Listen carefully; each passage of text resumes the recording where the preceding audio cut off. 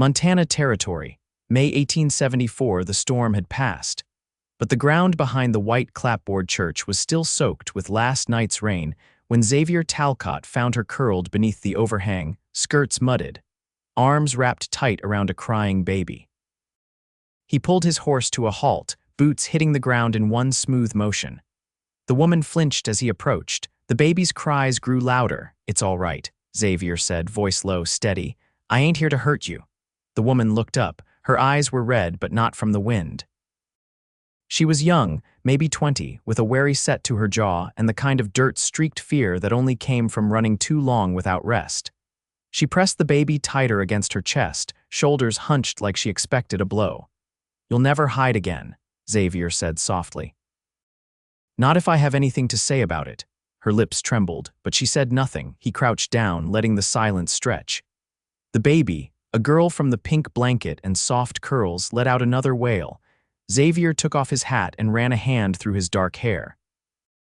"I got a cabin 2 miles west. Fire's still warm. You and her, you both look like you need it." She hesitated. Then slowly she shifted the baby and nodded once. Not trust, not yet, but maybe hope.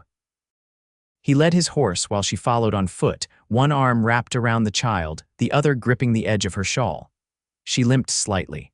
Her shoes were soaked through. They reached the cabin just as the clouds broke open again. Xavier opened the door and lit a lantern.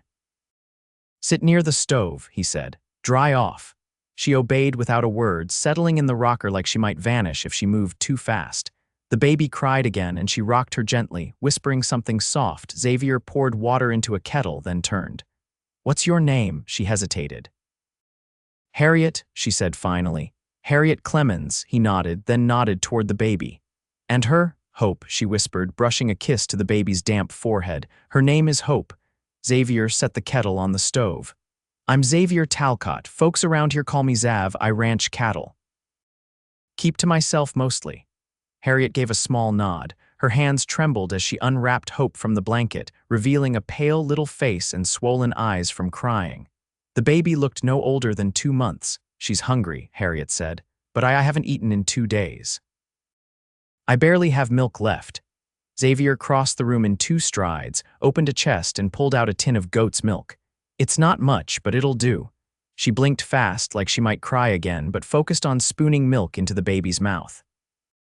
Hope calmed almost instantly, her tiny lips smacking as she drank. Xavier leaned against the counter.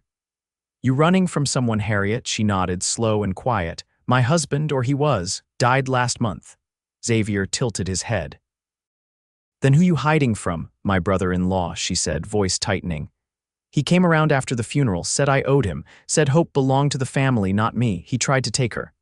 Xavier's jaw clenched. "So you ran?" "I had to." Her voice cracked. "He had a badge. A small-town sheriff. Said no one would believe me." "They would now," Xavier said. "You are safe here." She looked up at him, eyes filled with disbelief. "Why are you helping me?" He didn't answer right away. Instead, he pulled a wool blanket from the cot and handed it to her. "Because you need it. Because I've seen men like him before, and because no woman should have to hide just to keep her child." Harriet stared at him for a long moment, then pulled the blanket over her shoulders. "Thank you," he nodded and turned back to the stove. "You can stay here. As long as you need." The next 2 days passed in slow pieces. Harriet hardly spoke, but she moved quieter, her shoulders straightening a little more each morning. She swept the floor, mended a torn shirt of Xavier's, and cooked eggs once the supplies came in from town. Hope grew calmer, sleeping more, crying less. Xavier came back from the barn one afternoon to the sound of Harriet laughing. Not loud, just a soft chuckle as Hope tugged her hair. Her face looked different when she smiled. "Lighter. Free, you all right?" he asked, stepping inside. Harriet looked up, tucking hair behind her ear. She smiled today, first time since we left Missouri. Xavier set his hat on the hook. "That's a good sign." She stood, rocking the baby. "I never thought we'd be safe again." "You are," he said. "I meant what I said." She met his eyes. "You do not know me." "Maybe not yet," he said, "but I want to." Her cheeks flushed. She looked away. He crossed the room, slow but sure, close enough that she could smell the pine soap on his shirt, close enough to see the tiny scar above his brow. "I lost someone too," he said quietly. 5 years ago. My fiancé, Fever took her before we could marry. I know what it is to carry grief, and I know what it is to want something good again." Harriet's lips parted, but she said nothing. He reached out, brushing a curl from Hope's forehead. "If you let me, I'll help you build something new. You and Hope, you do not have to be afraid anymore." Harriet stared at him. Her eyes welled up, but she blinked fast, refusing to let the tears fall. "I want to believe that," she whispered. "Then stay," he said. "Not just for the night. Stay for as long as you want." She hesitated, then nodded. "All right." And for the first time since she had arrived, she smiled, slow, real, and filled with something that looked a lot like peace. The sun crept in slow over the hills, casting a pale gold light across the frost-laced grass. Harriet stood at the edge of the porch, Hope tucked in a sling across her chest, watching as Xavier moved through the corral with a quiet focus that belonged to men who'd long since stopped needing to prove themselves. She hadn't meant to linger out there, but the hush of morning wrapped around her like a comfort she hadn't expected. Hope stirred lightly, then settled again. Xavier latched the gate and walked toward her, brushing dust from his hands onto his trousers. "She's sleepin' all right through the night," Harriet nodded. "Mostly. She fussed some near dawn, but I think she's getting used to the quiet." He stepped onto the porch and leaned against the rail beside her. "That quiet's earned out here. Folks don't come this far west unless they're looking to leave things behind." "I wasn't looking to leave," she said, eyes on the cottonwoods beyond the pasture. "I just didn't see another way forward." Xavier didn't answer right off. A few birds stirred in the branches, calling to one another. "You think about what you'll do next?" he asked after a while. She looked at him then. "I've only ever kept house and tended Hope. I read some. So, I used to help a midwife in town when I was younger, but that feels like 100 years ago." "You're welcome to stay here," he said. "But if you want to earn your own keep, I know a woman east of town runs a laundry. She's kind. Lost her husband to a mining cave-in. Might take on help." "Would they ask questions?" "Not if I tell her not to." Harriet's jaw tightened like she was balancing gratitude and pride. "I don't want charity." "I'm not offering it," Xavier said. "I'm offering you space to stand on your own feet. There's a difference." Her shoulders eased a little. "I'd like to meet her, maybe next week," he nodded. "We'll ride out when you're ready." Hope gave a soft whimper and Harriet adjusted the sling gently. "She's growing fast. I keep waking up thinking I'll miss it if I'm not paying attention." Xavier's eyes softened at that. "She's got your mouth." "Same shape." Harriet looked away, but a fragile smile tugged at the corner of her lips. "I've got a spare cradle in the loft," he added quietly. "Belonged to my sister's youngest. I was keeping it for no real reason until now." "I'd like that," she said, touching Hope's cheek. "She's too big for a basket much longer." They stood in silence, the kind that didn't press, didn't rush. The wind lifted a strand of Harriet's hair and sent it across her cheek. She tucked it behind her ear with one hand, holding the baby with the other.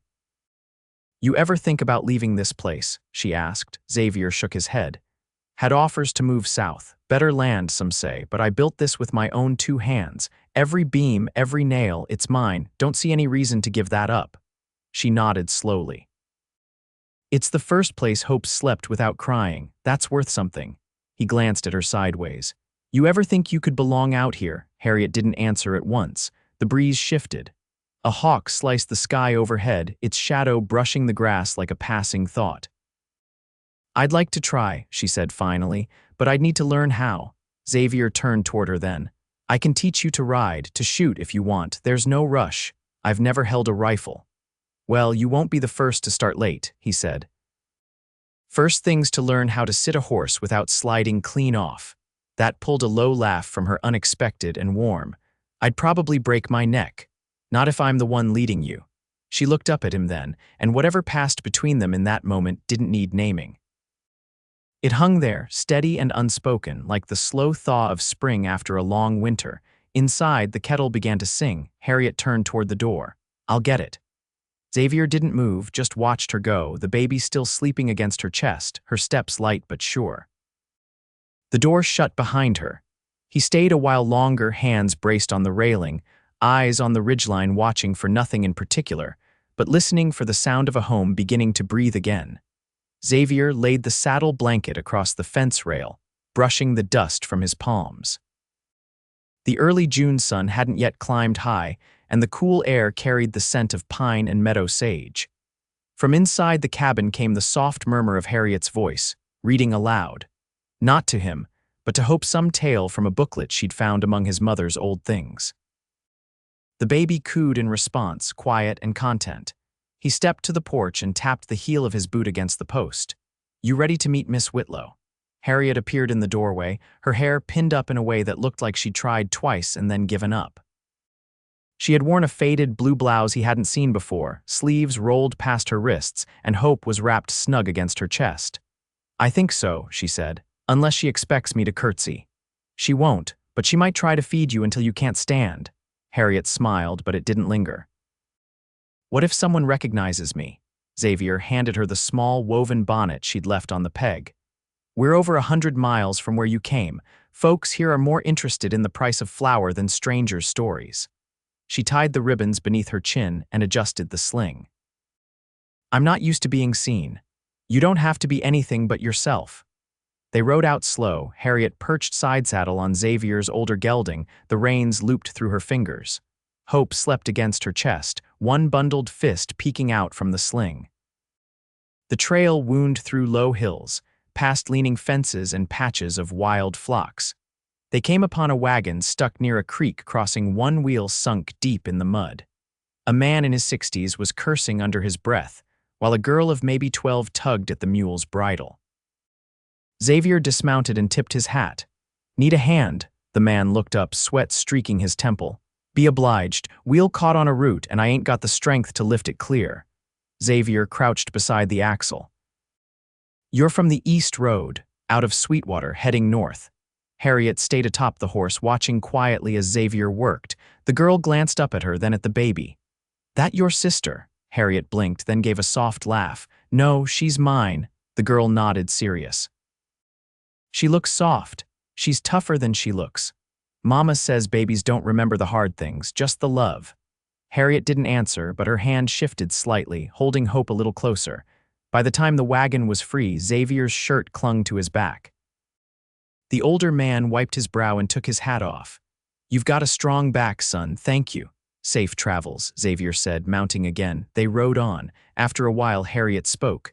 That girl, she reminded me of my younger self before everything went wrong. You were that bold. Bolder.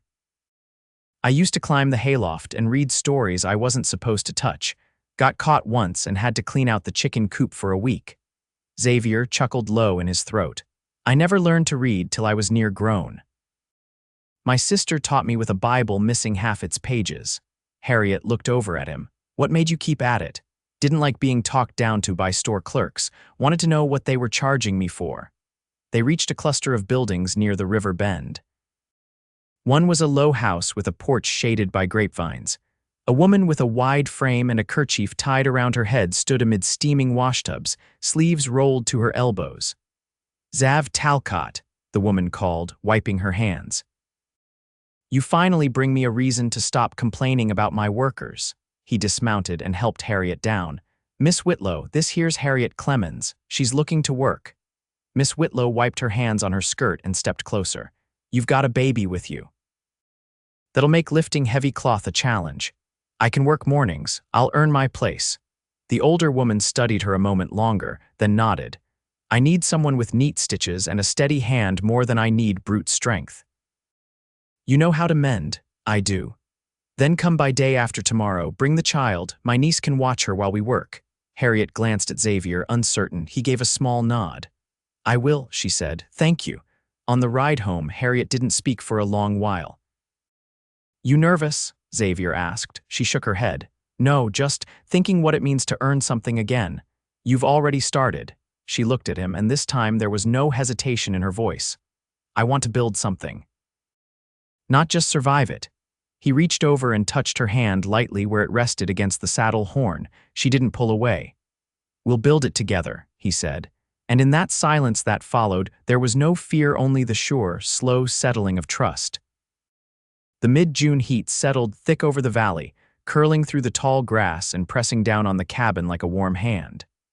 Harriet stood at the table, sleeves rolled high, stitching a torn flannel shirt with precise, steady passes of her needle. The windows were open, letting in the scent of sun-warmed earth and the occasional buzz of flies from the barn. Hope lay on a folded quilt near the hearth, kicking her legs at the air. Harriet glanced down at her now and then, not with worry, but the quiet watchfulness of a woman used to being needed. Xavier pushed the door open with one shoulder, carrying a sack of oats and a bundle wrapped in oilcloth. "I found something," he said, setting the bundle on the table. "Wasn't looking for it, just turned up in old Mrs. Grange's trunk she gave me last winter." Harriet paused her stitching. "What is it?" He unwrapped it carefully, revealing a book bound in worn green cloth. The corners were chewed and the title had faded almost entirely from the spine. "Spelling and Reading for Young Ladies," he said, squinting at the first page. "Looks like it's seen its share of rough hands." Harriet reached for it, fingers brushing the edge. Where'd she come by it? Her niece taught school in Helena before she passed. She had a whole crate of primers and readers. "I figured Hope might need learning one day. You might too if you're thinking ahead." Harriet turned the book over in her hands. "My mother used to read to me before supper, psalm verses mostly.